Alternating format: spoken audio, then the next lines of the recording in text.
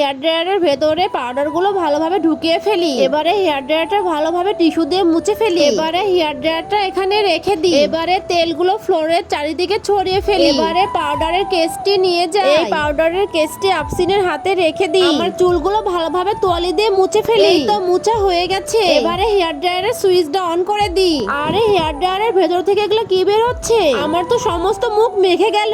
আরে আমি তো এটা বন্ধ করতে পারছি না। আরে আমাকে তো দেখতে একদম ভূতের মতো লাগছে। আমার সঙ্গে এটা কি করে হলো? আমি এক্ষুনি আফসিনের কাছে যাব। আরে আমি তো পড়ে যাচ্ছি। পায়ের তলে তেলগুলো কে ফেললো? আরে আমি তো পড়ে গেলাম। আমার মজায় তো অনেক লেগেছে। আমার মোবাইলটা কোথায় দেখি তো? এই তো আমার মোবাইল। আরে আমি তো আবার পড়ে গেলাম। আরে আফসিন তুই কোথায়? আমার এই অবস্থা করে তুই আরামে শুয়ে আছিস? আরে এর হাতে এটা কি দেখি তো?